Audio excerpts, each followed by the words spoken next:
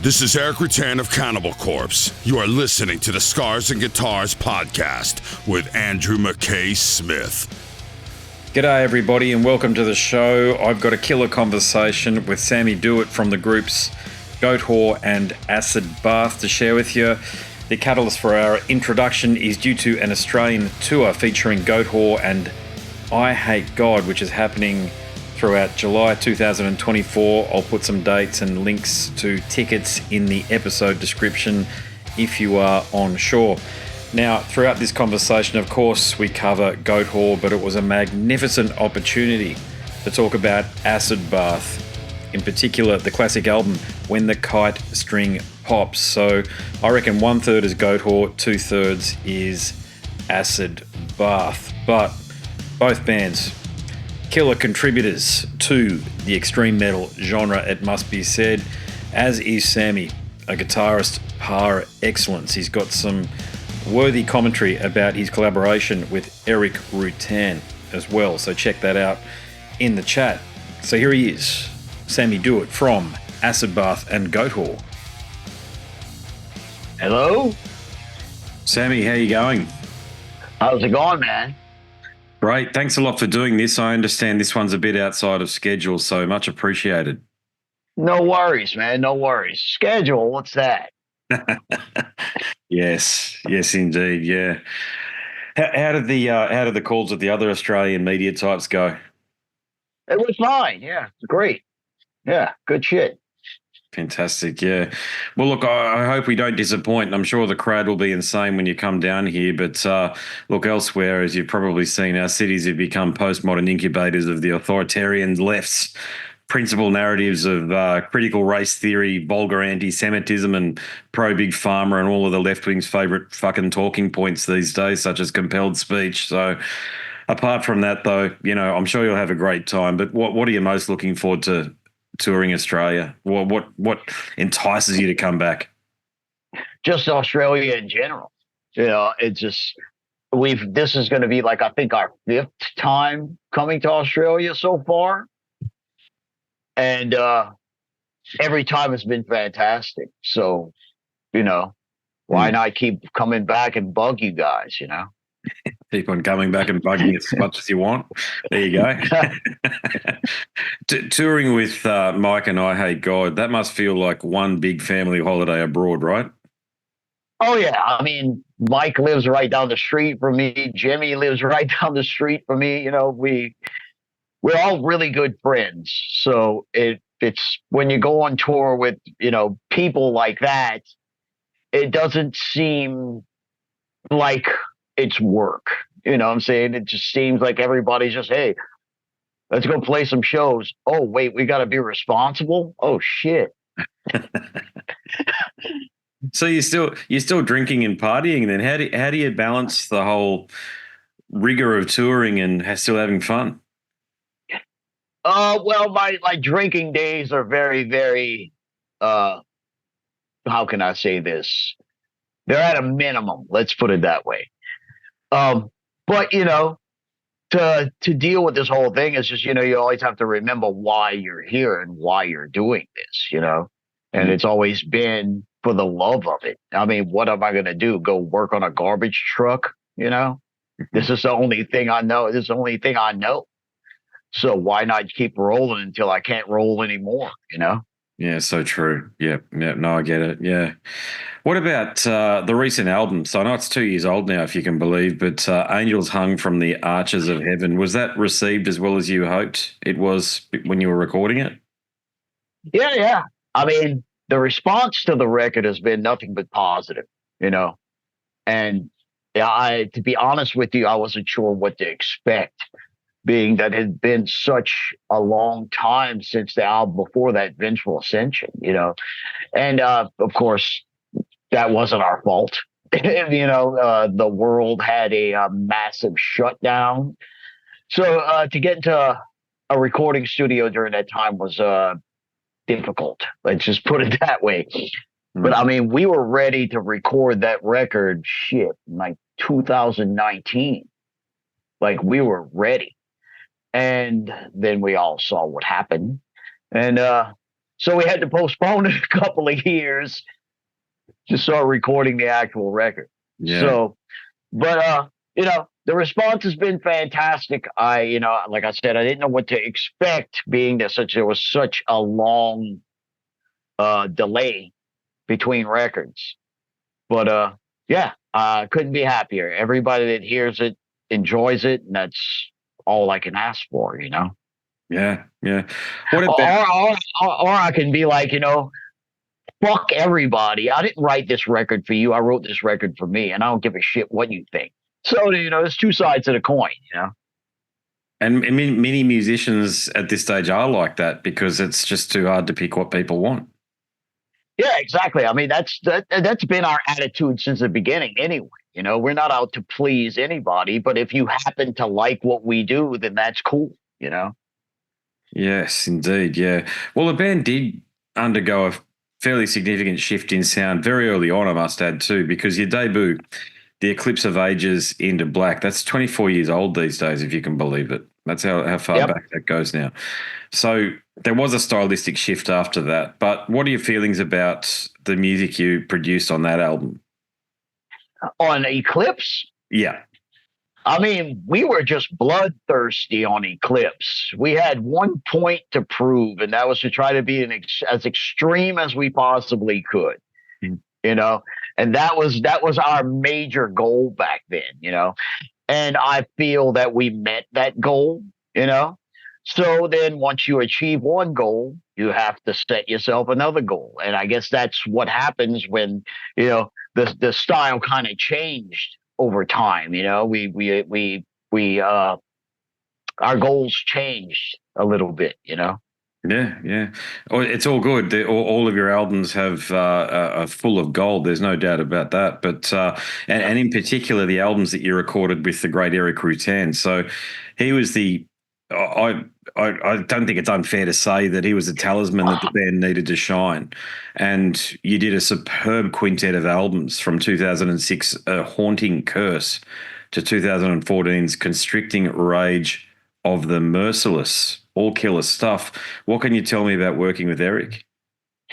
Erik definitely improved us as a band just by working with him, because he is extremely strict on being meticulous when you record your music, and that's a good thing. He definitely made me a better guitar player, and just kind of, he wasn't really being a jerk per se, but he was definitely pointing out my faults as a guitar player. And especially when you go to record, you're put under the microscope. Every little nuance that you are not strong with comes out in full-blown color. So, he definitely pointed out the faults in my musicianship, and it made me a better musician overall. And I will always be grateful for that, But working with Rutan, it's either,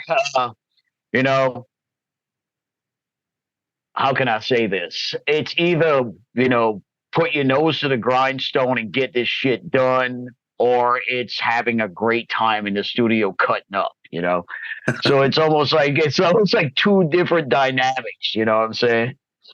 Yeah, paradox, but it works. Indeed. Yeah, absolutely. Would you agree that the album in 2012, Blood for the Master, is the band's finest moment? Well, when it comes to shit like that, it's trying to pick which one of your kids that you like the most. You know what I'm saying? And you can't, it's just impossible to put, from the band's perspective, is impossible to say, well, which one is your favorite or which one is your best.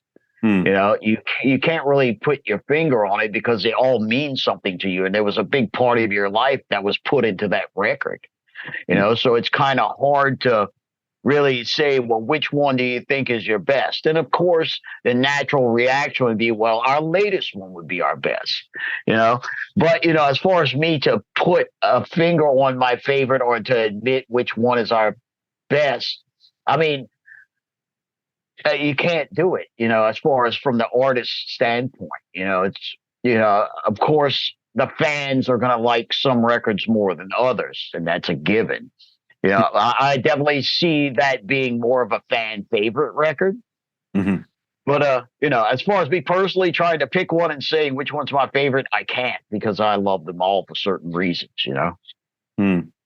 Well, you are a part of something else, which is a bit like Matt Pike and Sleep has started. It just the legend continues, and I'm talking about Acid Bath. I'm sure you're aware of this because you see the T-shirts when you're on stage and at meet and greets and the like. But when the Kite String Pops, it's a fucking tour de force. It's unmatched in a lot of ways. So I'm certainly not going to ask you if you describe it as your finest moment or what have you there, but what are your feelings about that now all these years later? Because that's 30, sorry, look, what are we, how were, 99, where are we at?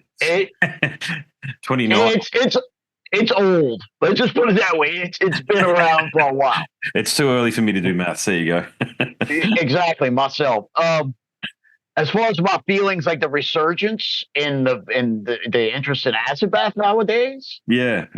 I mean, I think it's great. I mean, the thing you have to think about as well that a lot of people probably don't think about is like when we were together, a functioning band, nobody gave a shit about us. Nobody gave two shits about us, and it just kind of took a while for people to really, or maybe it took a while for us to establish the fan base to people who actually get it. Because you have to understand, like when we were together and we were playing and we were touring and recording, death metal was at its peak.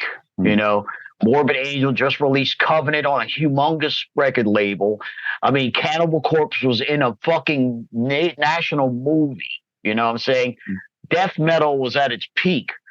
So, I think a lot of the death metal fans didn't really understand acid bath at the time. And, I guess, I'll end this conversation on this: better late than never. Yeah, indeed. Yeah. It is ahead of its time, really, because a lot of new music that I receive sounds like when the Kite String Pops, okay? So you must have some awareness, though, on a musical level, how influential the album has recently become. I mean, a bunch of people tell me this and tell me to listen to these bands that sound like acid bath. And I go back and I listen to these bands and I don't hear it. I guess I have my kind of preconceived notion of what that band sounds like to me. And I guess it's a lot different than a lot of people interpret it, Yeah, gotcha. Spike Cassidy from DRI, he was the producer, the engineer, the mixer and master, so just about everything else along with you guys. I know you guys are credited with production on it too, but what was it like, and why did you decide to work with Spike back in those days? Well, Spike was a co-owner of the record label that we were signed to. And we didn't really have a good engineer producer in New Orleans. So it kind of made sense for him to come and help us with the record. And, it was a good time. It was a very relaxed situation. Let's just put it that way. It wasn't a big stressful thing or anything. It was just like, do what you guys do. And if I hear anything funny, I'll let you know. Yeah. Okay, I wrote these questions a couple of nights ago, actually, and in between, I discovered that. Well, actually, I will ask you this. I read somewhere, I don't know whether it's credible or not, but you were against the John Wayne Gacy album cover. Is that correct? Not necessarily. I mean, we were definitely looking for something shocking. And everybody, I guess, in the band, personally, Acid Bath, everybody in that band was completely polar opposites from each other personality-wise. So everybody had their own interpretation of what the album art should look like. And we could never agree upon the same thing because you had 5 different heads butting in different directions. And then that idea was actually proposed to us, and it kind of made sense for us to use that. Yeah. because of, the lyrics are definitely disturbing to say the least, and definitely on a different level than like I'm gonna chop you up and eat your guts. The lyrics to That's About stuff are definitely some of the most disturbing if you actually think about what he's portraying with his lyrics. And but it made sense with the whole serial killer thing. We didn't want to go, with the typical, either a fucking goat in hell or some guy getting chopped up or some chick getting raped and drugged. We wanted something that was truly going to make a statement. And I think the Gacy artwork and the Kevorkian artwork definitely made that statement loud and clear. But the reason we used it is because we couldn't really think of an idea that we could all agree upon, and that just made the most sense. Yeah. If you don't have the backstory on the album cover at all, you think it's just almost think it's a child's painting in some ways. Then you get the story behind it. And it's but you actually want one thing that's really hidden about you guys is you actually went deeper with Richard Ramirez's art on the video and the EP, and people don't realize that. Yeah, and Kenneth Bianchi did one as well. Okay. So we just went down the fucking serial killer rabbit hole and embraced it, because it kind of made sense for that band, the way the whole thing is, the whole aura of Acid Bath is kind of like being mentally disturbed, and it kind of made sense to kind of chase that down, with all the serial killer artwork. Yeah, I hear. Did the guys in Macabre ever reach out? No, but I've met them a few times, and we definitely shared our mutual admiration for each other's how can I say this? Putting that out there, to really make people think about how disturbed the human brain really can be, Yeah. In some ways, you're doing a community service by doing that, because people find these things unpalatable, but they are part of, whether we like it or not, these arseholes were part of our society at some point, and no doubt these type of actions will rear their head again. But it's you put it out there, and at the time, did you sneak in under the radar at the time, or were people aware of what you were doing? Oh, well, I believe somebody bought a bunch of copies. I forget if it was like some church group or something like that. Bought a bunch of copies of When the Kite String Pops and burned them. I remember something like that happening where it was a religious group maybe or something that just bought a bunch of them and just totally destroyed it. And they were like, this is completely over the edge and you shouldn't be glorifying this. And I was like, why not? It's a human being. There's human beings out there that are probably doing the same thing right now. What are you doing to stop that? I'm playing rock and roll. What the fuck am I doing wrong? Go and find a serial killer that's maybe going to kill your daughter one day. Yep. Yeah. Well, and it can also act as you heard of the Streisand effect, right? Where Barbara Streisand famously, she has a home at Malibu, and I think it was a Google image or something like that, and it had less than 100 views, and she tried to get it removed. Of course, that made it blow up, and it had tens of millions of views the next day. The Streisand effect can then kick in. Yeah, I mean, the more people fucking get into it, the better, as far as I'm concerned. What do you recall about the old days? You made a really good point that you were misunderstood by the rest of the scene, but you did do shows with, of course, with DRI. But I found online, who knows if these are true, so I'll ask you, but Samael, they're Austrian, I think, aren't they? Or Swiss, sorry, they're Swiss, of course they are. French, Swiss. But what, did you tour with them or just play a couple of shows with them? We did 2 weeks. It was actually Cannibal Corpse, Graves, MIL, and Acid Bath. Did like a 2-week tour when Cannibal Corpse was touring on the Bleeding tour. So that was some interesting shows for us. Let's just put it that way. Did you go on first? Yes. Yeah. And how was the crowd response? Uh, from what I remember, there was no crowd response. People were just looking at us like, what the hell is going on right now? They're playing slow. They're singing. They're not doing blast beats and growling the whole time. What the heck is going on here? That was the crowd response back then, which we touched on earlier. That was at the time when death metal was at its peak. Yeah. And, that's what people wanted to hear. And apparently at the time that we didn't fit the criteria of just blasting and chugging and growling the whole time, which there's nothing wrong. There's nothing wrong with that. It's just, the crowds at the time just didn't get it. Well, I think you've been substantiated since then from the perspective that when the Kite String Pops is right up there with the Bleeding in terms of fan favoritism these days, probably the bloke who you understand this, right? I mean, there's been kids that are born in 2005 or whatever that have no idea of the history of what we're talking about, but they probably spin both of those albums back to front right now and he reviews them both. Yeah, I mean, it's a different time nowadays. People are a lot more open-minded to music nowadays, you know what I'm saying? To where you can find somebody that will listen to the Deftones, and on the flip side of the coin, they'll throw on Dark Throne, people are a lot more open-minded nowadays, Yeah, definitely, yeah. But back then, the death metal fans were not very open-minded. Let's just put it that way. No, I remember back in those days, it was pretty challenging to go to a death metal show and be into anything else and have a conversation. Maybe except for Iron Maiden. Iron Maiden or Metallica, I think, were the old Metallica, were the only two bands that got a pass. Yeah, exactly. Yeah. But like you said, times change, Indeed, yeah.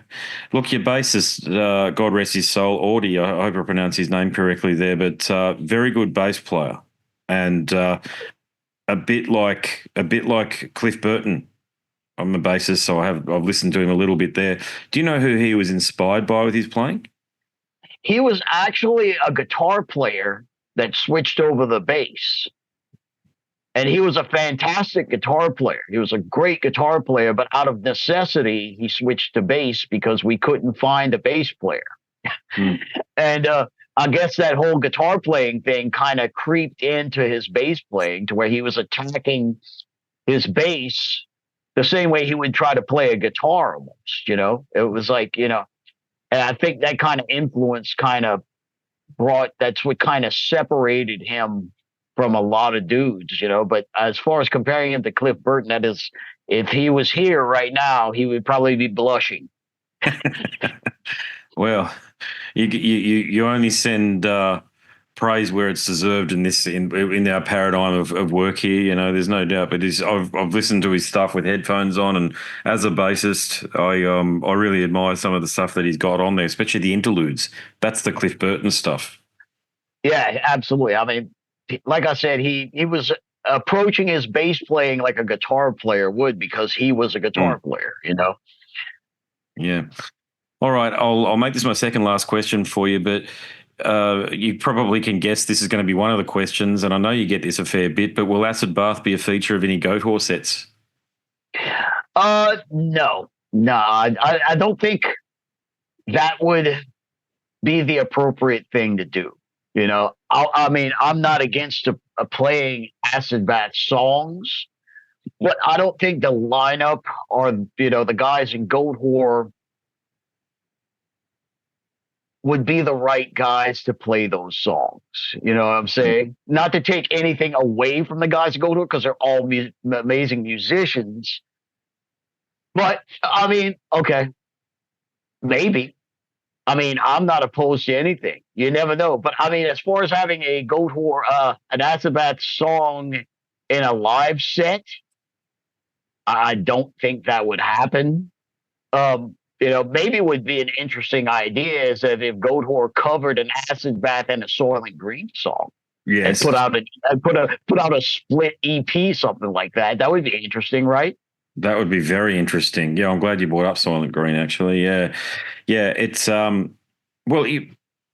promoters these days, it's all about the brand, and the Acid Bath brand has never been stronger. So have you been hit up about when I say a reunion, you know what I mean? You can only have one original member, and it can be the drummer these days, and such is now touring again. You know how it is. So have you guys been hit up about a potential reunion and playing when the Kite String Pops in full?